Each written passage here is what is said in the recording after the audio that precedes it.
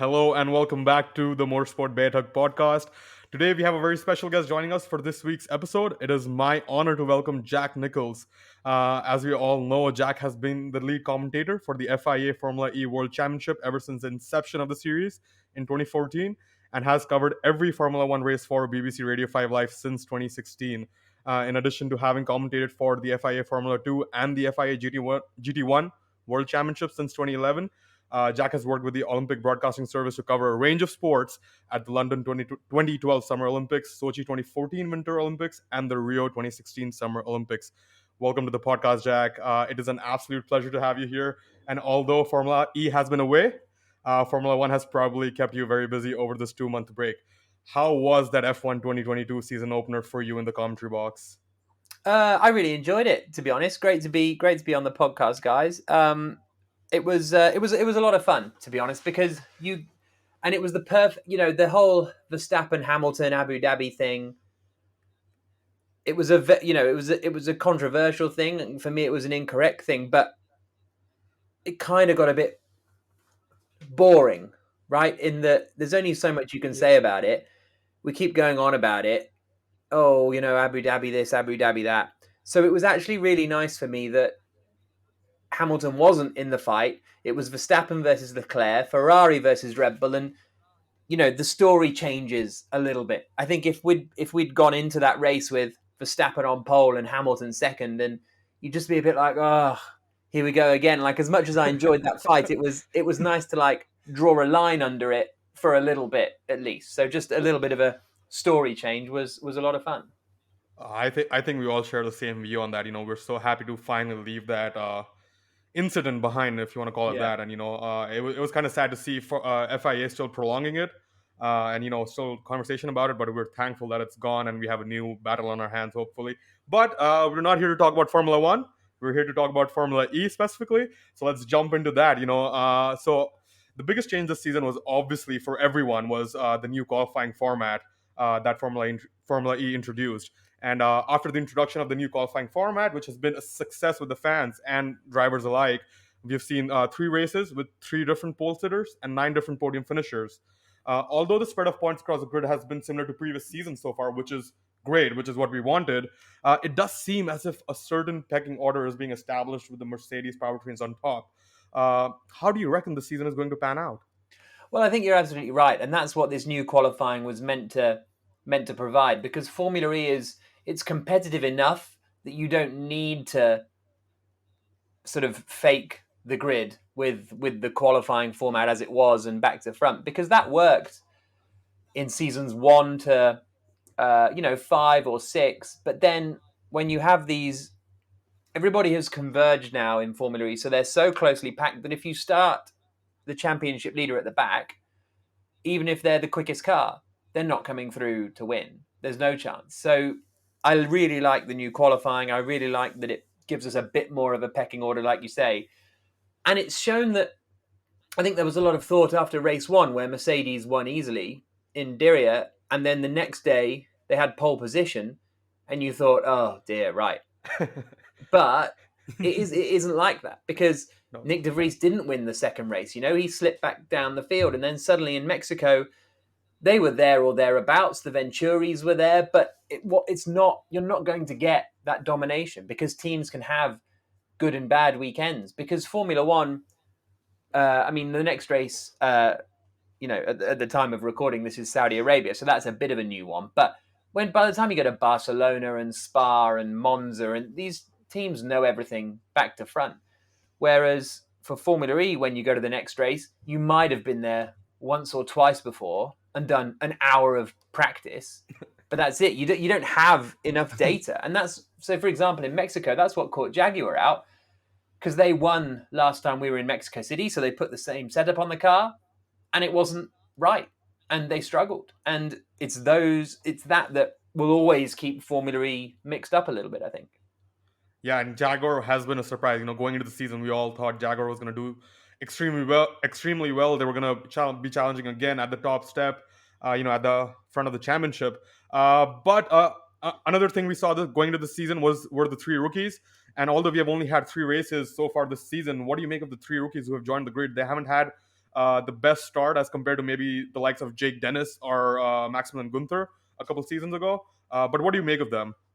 Well, it takes time when you're a rookie, and even with Jake Dennis, we saw that he didn't score any points in the first two races in Diriyah. I think he didn't then score points in the. I think he didn't score points for the first four races. I might be wrong, and then suddenly he won in Valencia. Yep. So it does Yeah. take a bit of time to get up to speed. I think the biggest struggler has been Antonio Giovinazzi, which That's true. is a bit of a surprise because he's so good. But I was speaking to him actually in Bahrain, and because he was there as Ferrari's reserve driver, and he was saying it's just so different. It's just such a different thing for him to get his head around. Plus, he had to miss a day of preseason testing because he then went and did the Abu Dhabi Grand Prix. Was it Abu Dhabi? It might have been. Anyway, he had to miss it for one of them.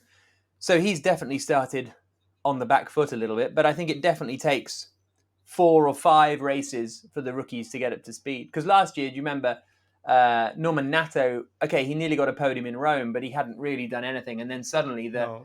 the Valencia race was Jake Yeah. Dennis versus Norman Nato, and you're like, oh right, here they are. So I think another couple of races, and we'll start to see the rookies perform a little better. Tictum's been all right actually. He's had some good qualifying pace up against Turvey, but it takes.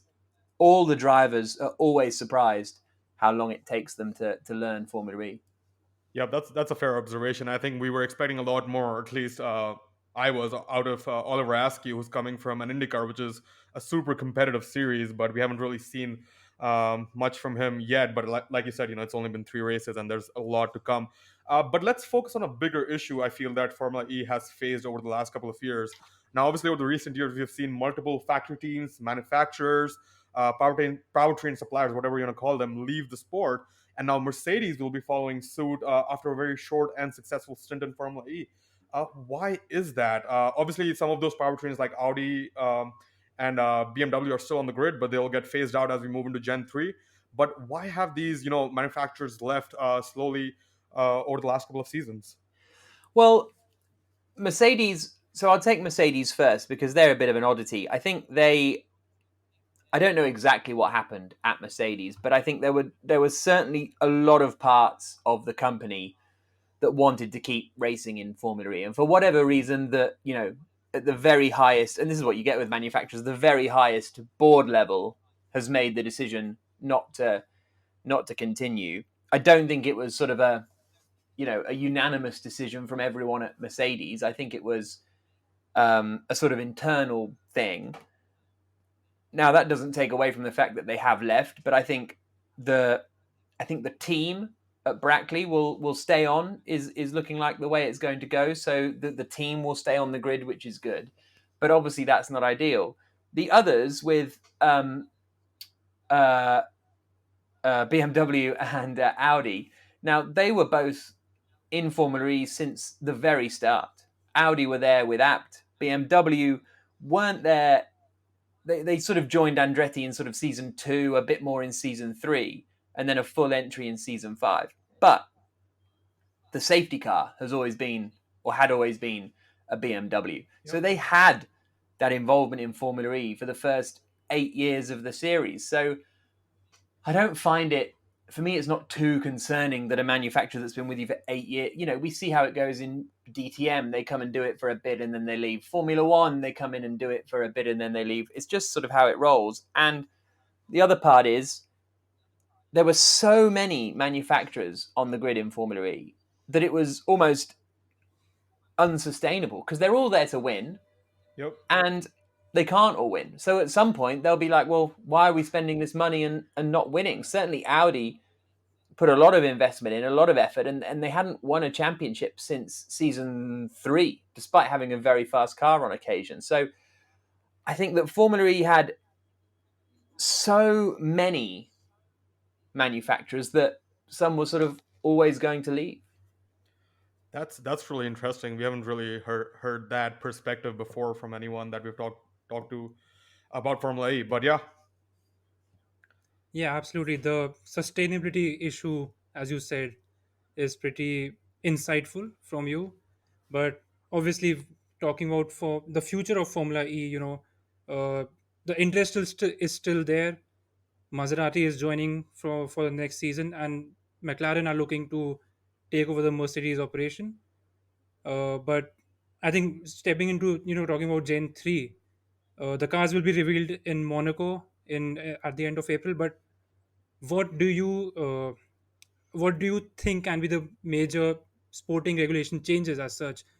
For example, fast charging and uh, pit stops, as it has been hinted. Yeah, I think first, I've not seen the Gen 3 car at all. There was some event. There was Yeah, an event in Oh, where was it? I think it was Valencia, where a load of yep. people were invited to see the Gen 3 car.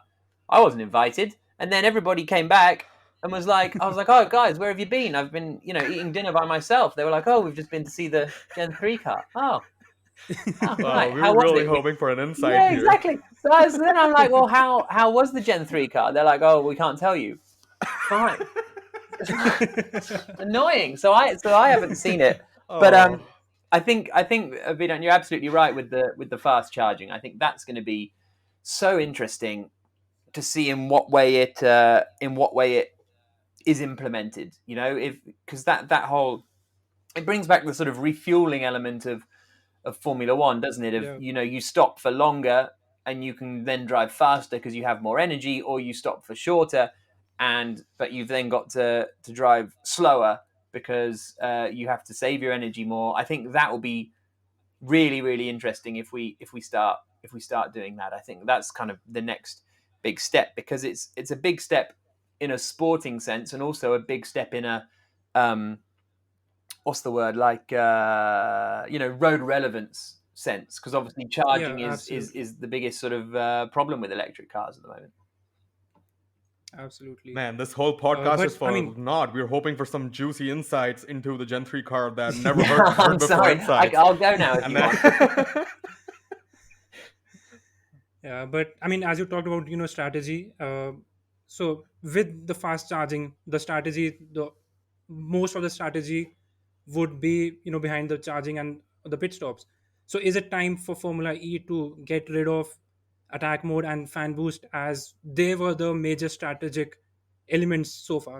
I think that a race in which you have attack mode and fast charging, suddenly you're making it very complicated, basically, to watch, because Yeah, attack mode is I like attack mode. I think it's a very nice solution to not having pit stops.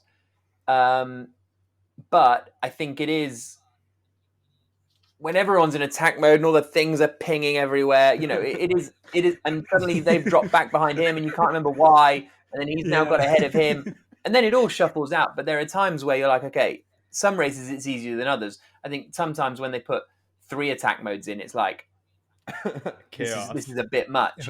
But overall, I really like attack mode as a concept.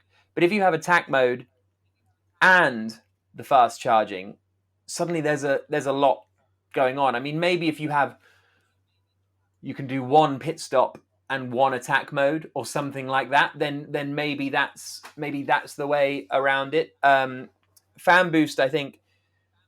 Yeah, I don't know how long fan boost will be around. To be honest, it's a strange, because it doesn't make a huge difference, really.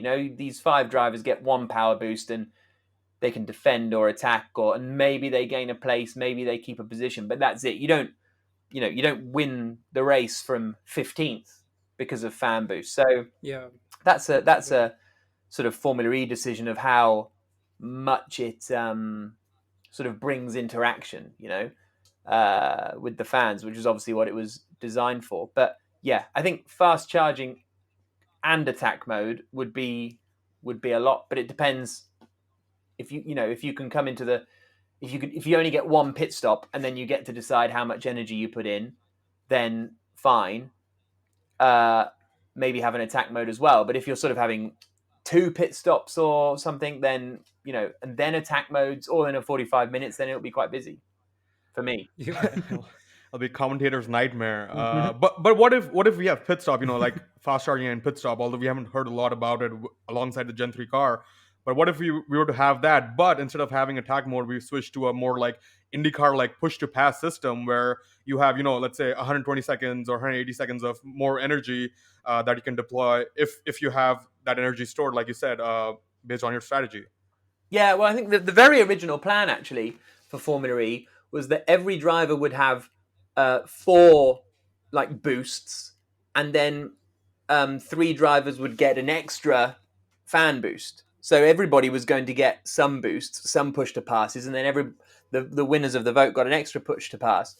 That never worked out, I presume, for in the early days, the battery technology was not what it is today. So I think it was decided to scrap that. But yeah, I think that's definitely a possibility. I wouldn't mind tire changes because every team, you kind of have 2 sets of tires for the whole weekend.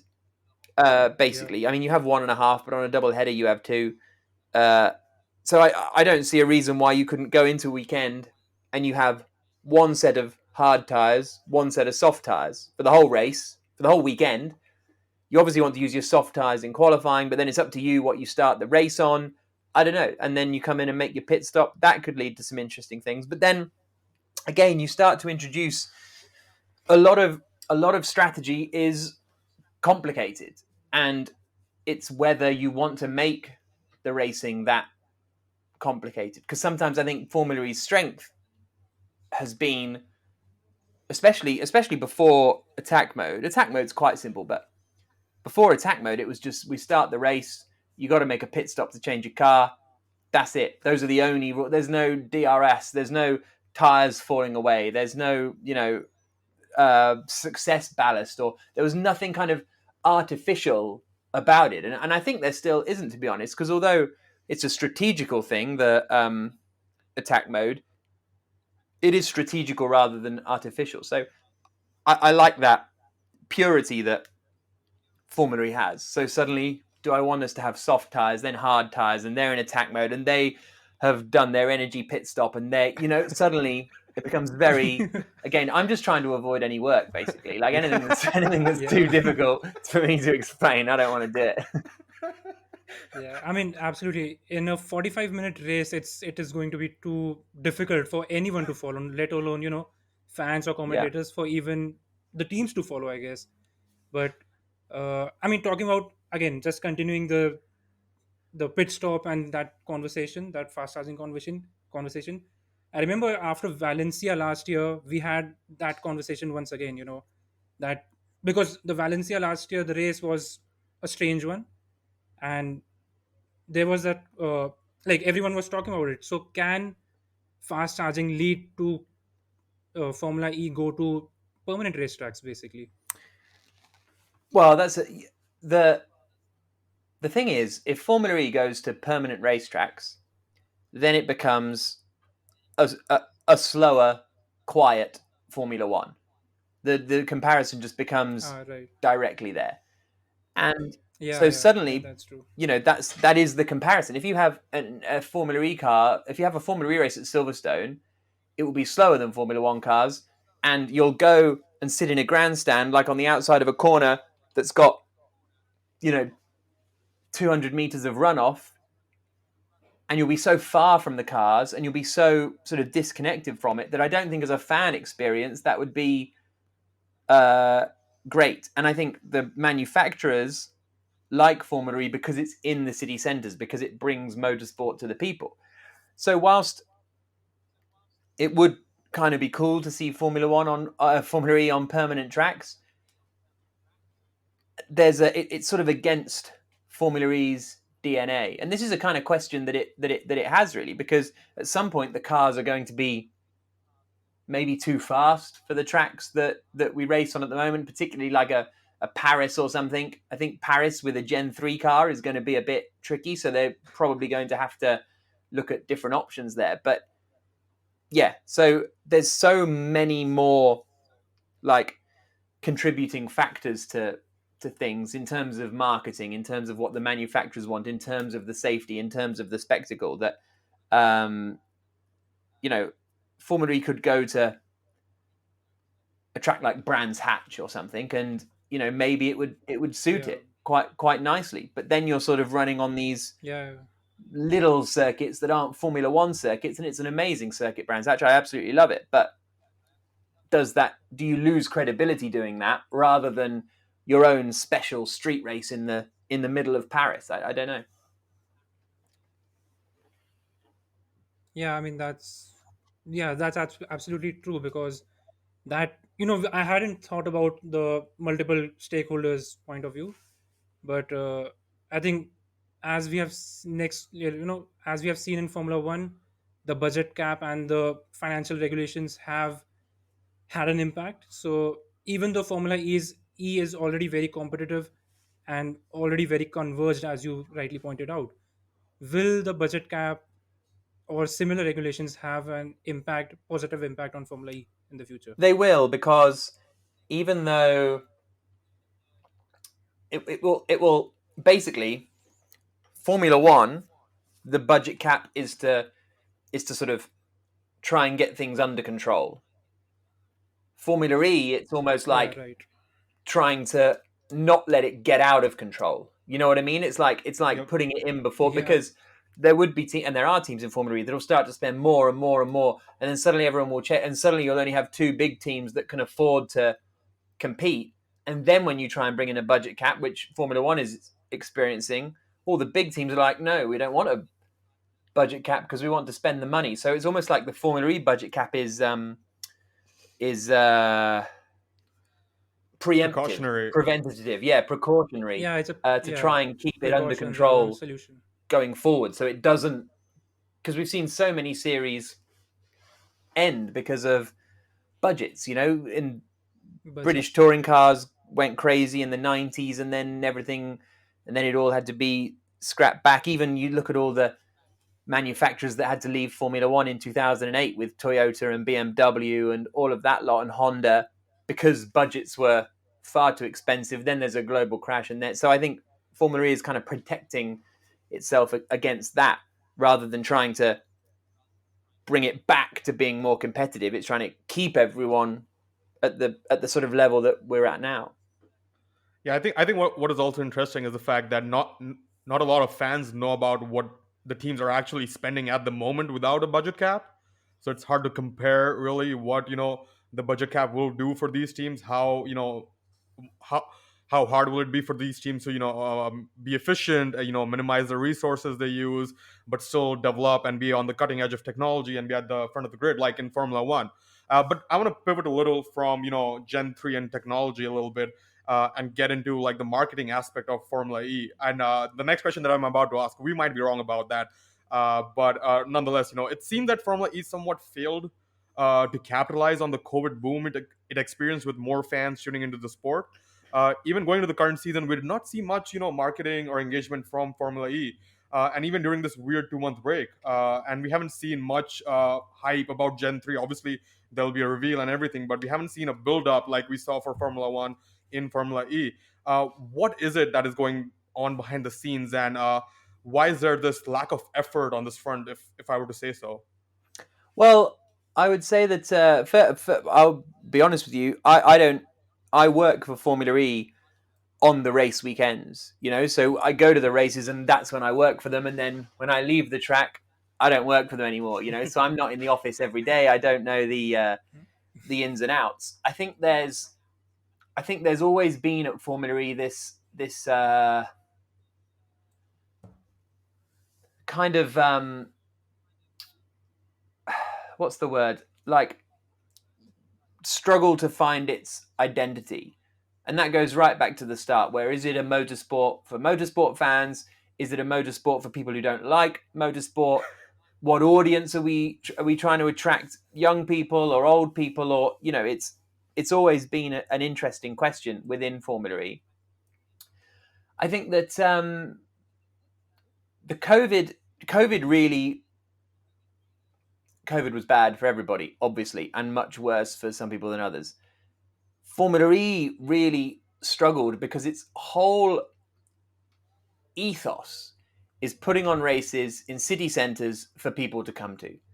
And when all the city centres were closed and people weren't allowed to leave their houses, you can't put on a race in the city centre and have people come. And so that was the difficult part. So we went to Berlin and did those 6 races in what felt like 4 years, but I think it was only 9 days. But Yeah.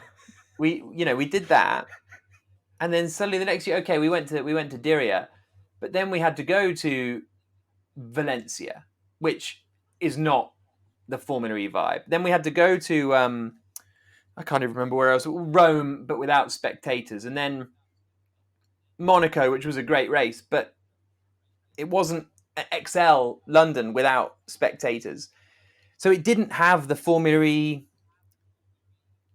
feeling, and I can't quite express that. But even for me, the last year didn't feel like I was doing Formula E because it wasn't on a Formula E. It wasn't Formula E tracks, in a Formula E location, and that's why going back to Mexico City was great with 30,000 fans in the grandstands and all of that, and you're back in the city centre. And you're like, oh yeah, Puebla. That's the other one where we went to this racetrack 2 hours outside of Mexico City, which did some fine racing, nice little track, fine, but it's not what Formula E is about. So that's why it kind of couldn't capitalize in the way that Formula One could still go to all the European tracks that it did anyway. It couldn't go to its street races in Singapore and in Melbourne.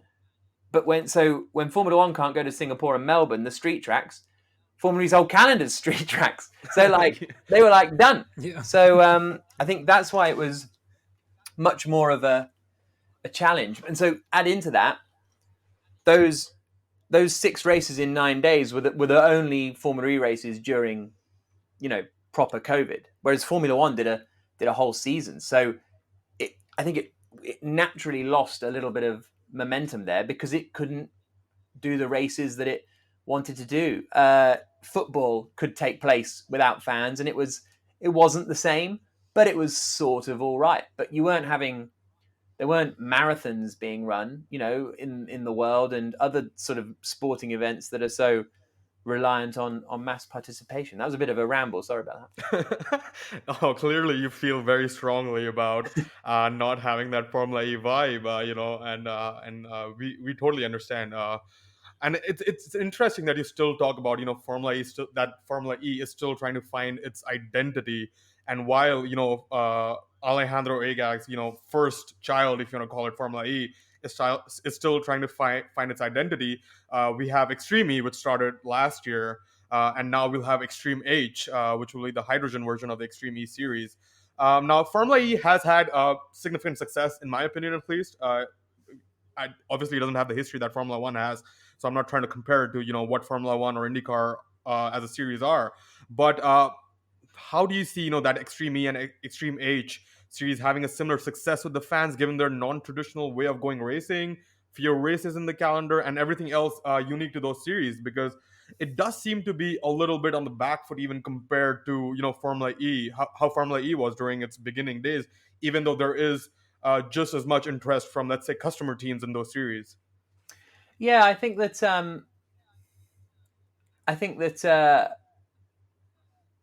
Extreme E is really interesting because when I sort of first heard about it and stuff, I think it has the potential to be cooler than Formula E. Really cool. These big off-road things, doing these racing on sand, then they're racing on snow, then they're racing on here, and they're all together, and it's kind of like extreme rallycross basically, and I love that. I think that's really cool. I think it will, because as you say, it is not.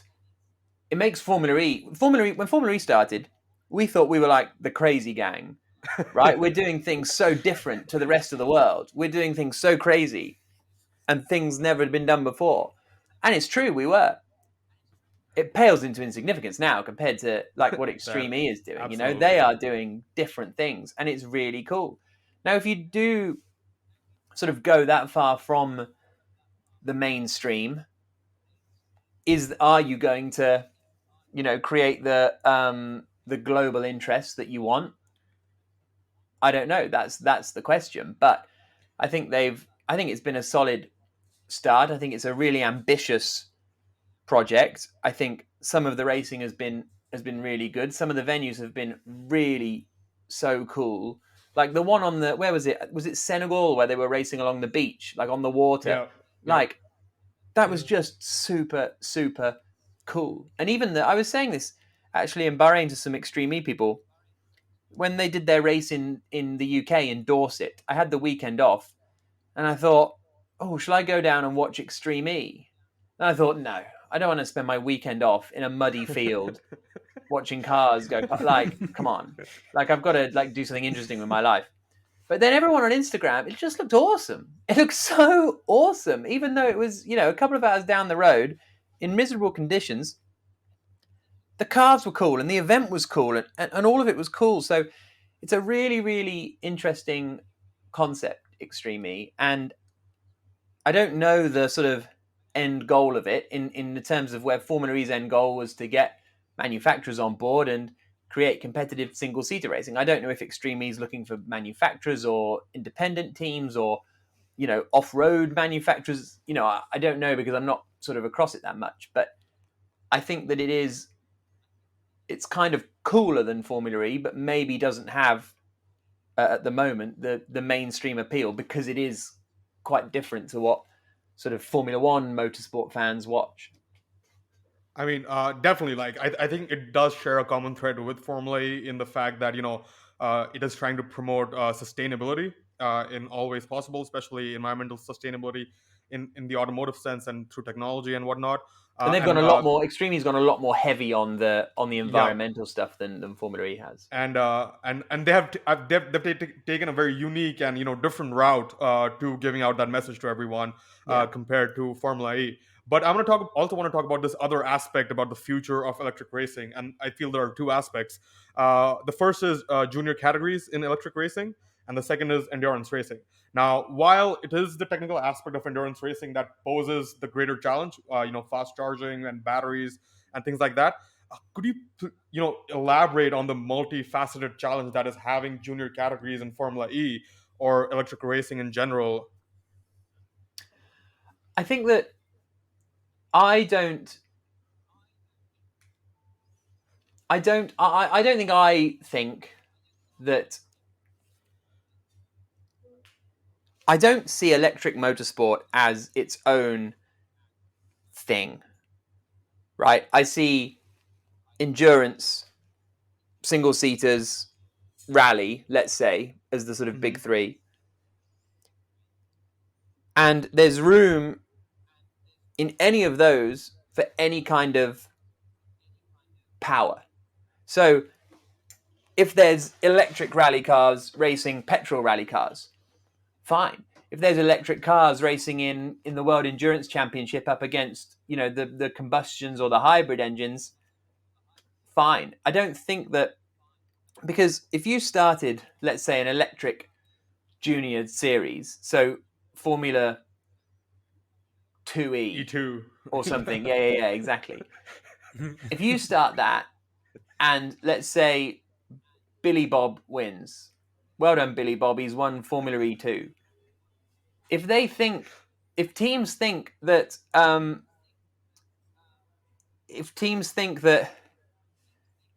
who won Formula 2 last year? Oscar Piastri. Oscar Piastri, right. If teams think Oscar Piastri, having won Formula Renault Euro Cup, Formula 3, Formula 2 in consecutive seasons, if you're a Formula E team, you might still pick him over Billy Bob, who won Formula E2.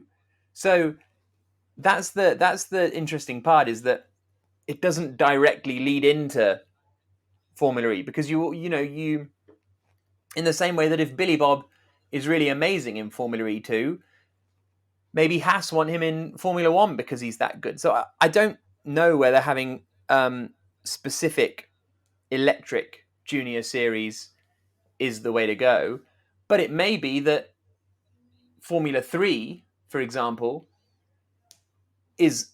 soon becomes a similar speed to Formula E, basically, and so actually they can become electric for the sake of environmentalism.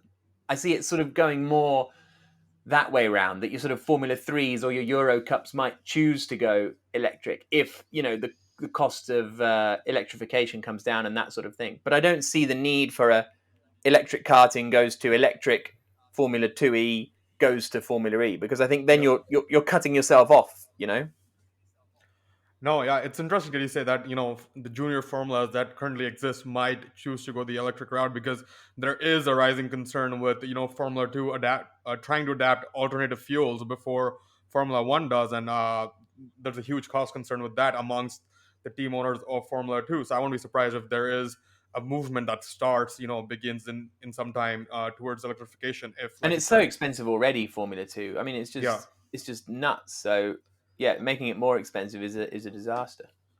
absolutely. I mean, yeah, we totally agree with that. But that was a lot about racing. Now we want to know a little more about our guest today, Jack Nicholls.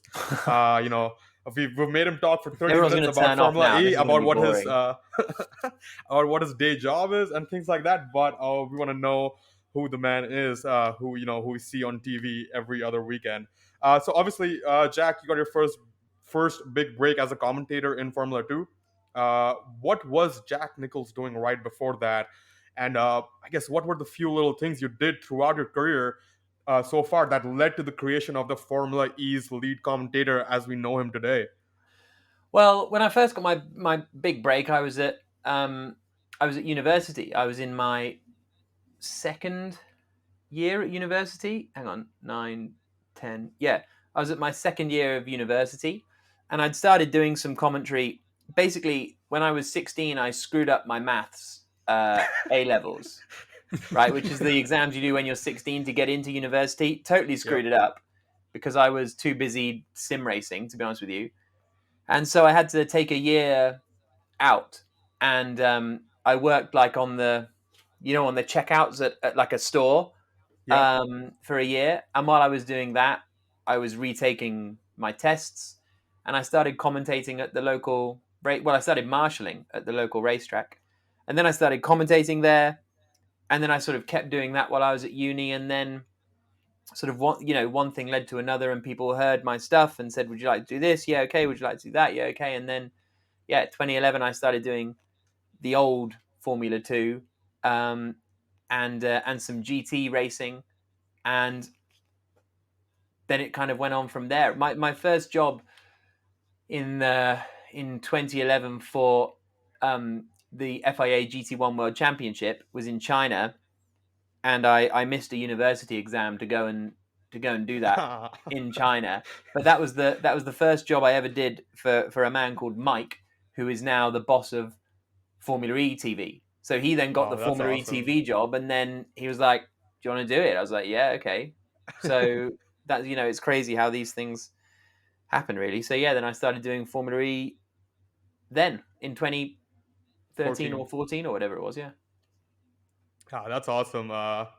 Yeah, unfortunately, I did well in maths, and now here I'm doing engineering full time. Unfortunately, maybe should have failed my A levels too. Yeah, don't kids. That's not the lesson, okay? The lesson is not the lesson.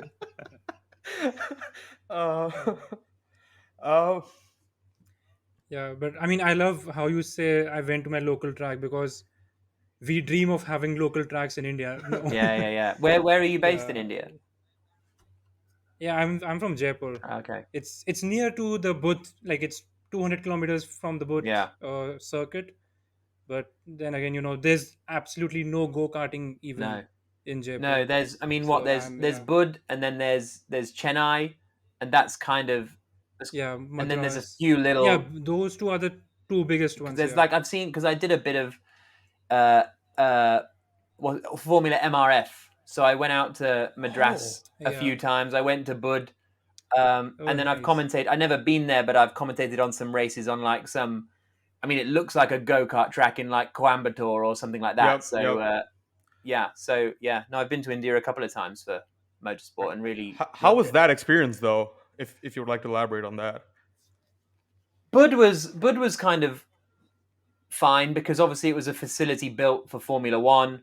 It was a bit run down by the time I got there, and I just loved Delhi. But Madras Motorsport Circuit was like, when I first went there, I was like, what is going on? Because there were women sitting in the runoff area with sticks because they had to stop the snakes coming on the track and stuff like that. And like, this was sort of 10 years ago now, but it was like, and there was no crash barriers. You just hit a tree, or no, they put up some tires in front of the trees and stuff. Like, it was so, I loved it. It was so like, I don't know how, but like, sort of old fashioned, but in a lovely way. And they've made huge steps forward now, and they've put a load of investment in, and Vicky Chandok's been sort of instrumental in that. But yeah, I commentated on Mick Schumacher at Madras, so that's my that's awesome. Yeah, exactly. That was the first time I met him. Was at the Madras racetrack in oh no, maybe it's Buddha.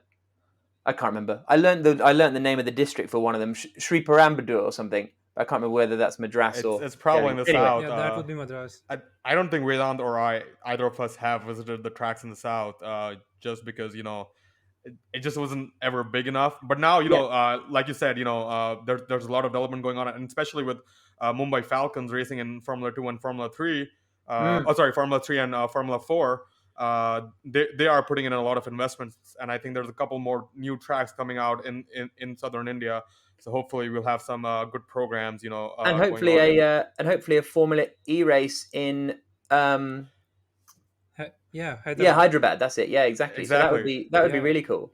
We are all hoping for that, alongside obviously F4 India and F3 Regional India.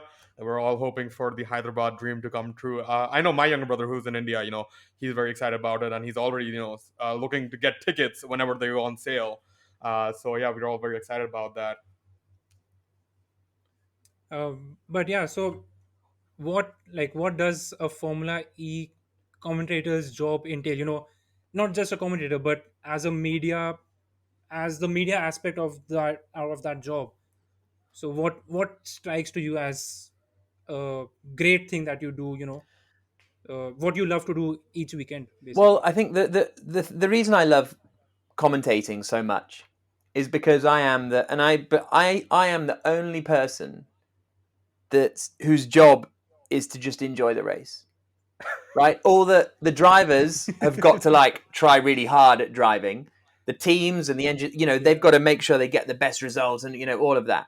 The journalists are watching the race, but then they've got to write their notes, and then they've got to start writing their report. And the TV presenters have to do loads of talking before and then loads of talking after. Whereas I start when the race starts, and then I go, "Wow, this is great," and then I stop when the race stops, and that's it. I'm done. And then you go to the bar. It's. I'm so lucky on that front, in that there's no downside to it, that I'm just there to enjoy the racing, and I love the travel, and I love the racing, and it's I'm just very, very lucky, really. Is there anything about your job in Formula E that you dread going into a weekend, maybe, or do you absolutely love it from? No, I really love it all. The only thing is making notes and doing research. So therefore I just sort of don't really you have to do it for the first race. But honestly, when you've been so immersed in Formula E and Formula One as well, Formula One since I was 6, and Formula E for every single race. Well, but I missed 3 or 4, but you just know these things. Yep. I don't need to have written down that Degrassi is the season 3 champion. I don't need to know that the next race is in Rome and Stoffel van Dorn got his first podium there for HWA, and Mitch Evans won there, and Andre Lotter has finished second twice there. And, because that is all just sort of in me, because I was there and I lived through those things. And I think you guys must have it with, when you're fans of motorsport and Formula One. You could answer. I don't know how long you've been into it, but if I ask you who was the 2016 world champion of Formula One, you go Nico Rosberg. You don't have to have it written down. So when you're so immersed in it, it kind of just sort of lives in you, I suppose. So that's the excuse I tell myself to not do too much prep. Well, now you know why the draft Yeah, questionnaire was 2 days late.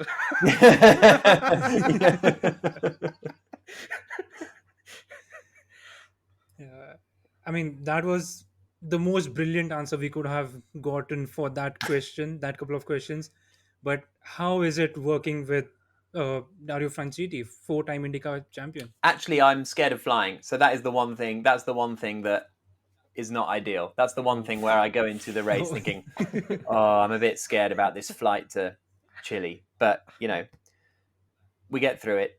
Dario's a legend. I mean, he's just a really friendly, lovely, down to earth guy. He's so sort of generous with his time and very laid back. And it's a pleasure to work with him and to hear all his stories and stuff. And that's the amazing, one of the amazing parts of the job is you get to know these really interesting people with really interesting stories and heroes of yours growing up. It's really special. Talking about Yeah, stories, absolutely. what is one memory from your time working in Formula E so far that really stands out to you? Whenever someone new maybe talks to you about Formula E, you're like, hey, this is what this person needs to know, about Formula E. This one incident. Oh, that's a good question.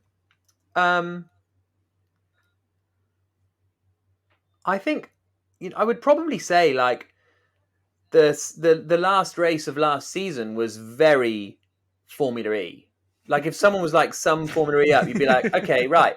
Well, Mitch Evans is going to win it, I reckon, because he's No. starting third on the grid or fifth on the grid or something. So I think Yep. he's got a good chance. Highest qualifier, yeah. Yes, and then he doesn't start, and then he's crashed into by the guy who was going to be the next guy to win it. So you go, okay, right. Well, let's have the safety car. Here we go again. So now, right, Jake Dennis has got this in the bag. It's going to be easy for Jake Dennis. And then he's off at the first corner. Like, what is going on? Does no one want to win this champ? Like, it felt all season like no one wanted to win the championship because the championship leader would always be last or crash out or spin or whatever. You look at Sam Bird in London. Yeah. It was a nightmare. You look at so many of these people. And then in the final race, it just went to like another level where Jake Dennis crashes out. And then you're like, right, Nick de Vries. Right, this is just job done. He doesn't even need to finish it. He didn't even need to finish, I don't think, and he would have won the championship. But he's still going 3 wide into like that left-hander, turn 3, like crashing with his teammate. And you're like, what is going... Guys, what are you doing? And so that really kind of summed up Formula E for me, where you just cannot anticipate it at all. And you get it a bit in Formula One. Who would have thought that the Red Bulls are going to retire both of them in the last 3 laps in Bahrain? Like, that's amazing. But Formula E takes that to a whole new level. So I think that, the last race of season 7 kind of summed up, or the first like 3 laps kind of summed up Formula E. Yeah. Whenever Vedant and I talk about Formula E, we use the term Formula E as just like a way of going racing that is different from like all other ways of going racing. You don't even see so many bumps and crashes in NASCAR or supercars almost as much as you see in Formula E. So yeah, it's almost a different way of going racing. Yeah, exactly. Yeah, absolutely. But we talked about Dario, the person you work most closely with, I guess.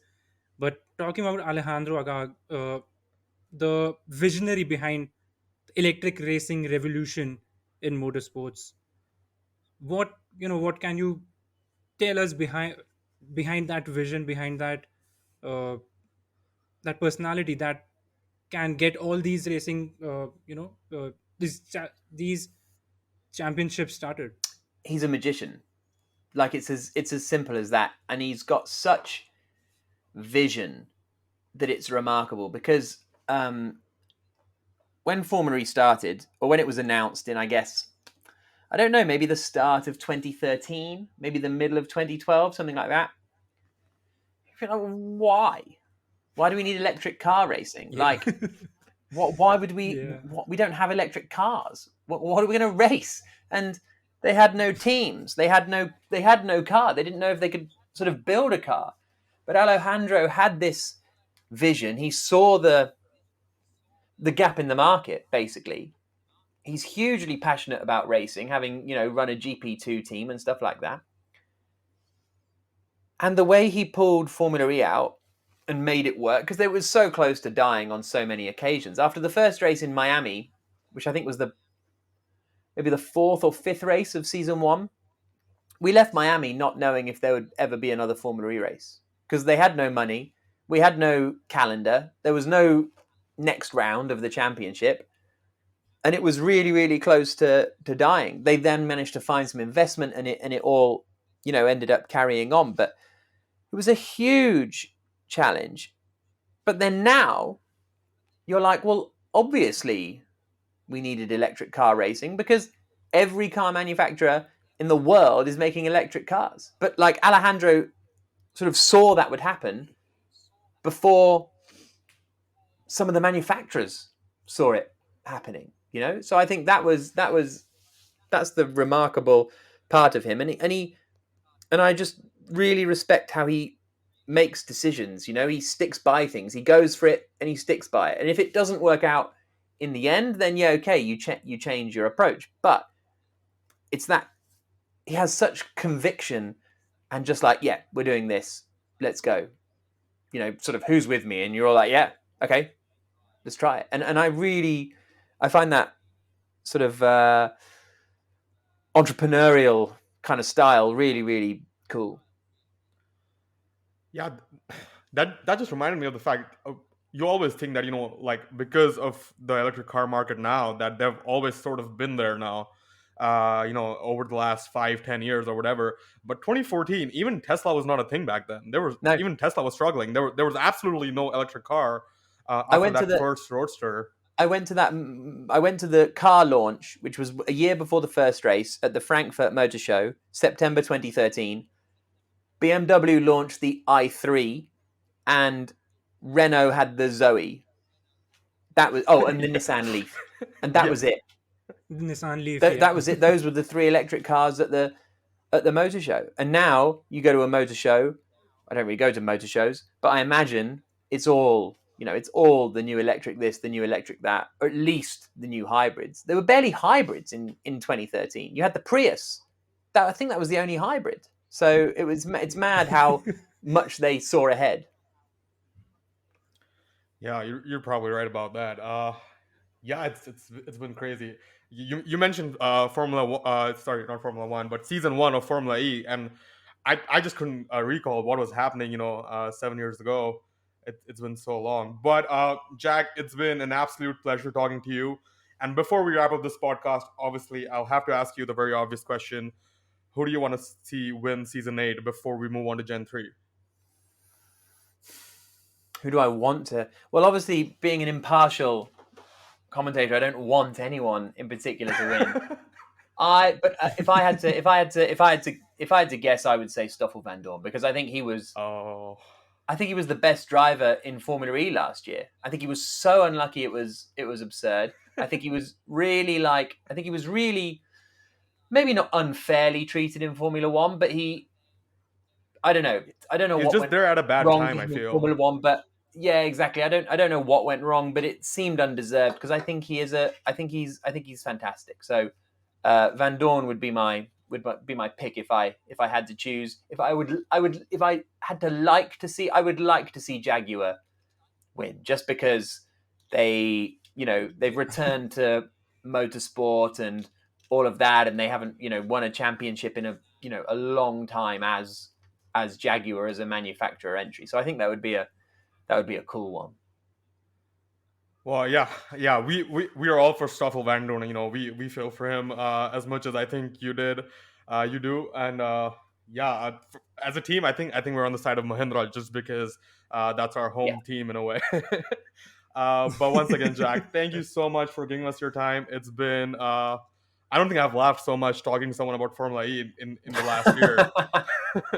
Well, no, it's just very serious. Formula E is very serious. That's why. Very serious. Yeah, absolutely. No crashes, just business. Yeah, exactly. Thank you so much once again. Thank you, Vedant, for joining me on the Motorsport Baithak podcast. And I hope all our listeners enjoy this just as much as we did. Thank you so much once again, and we'll catch you on the next one.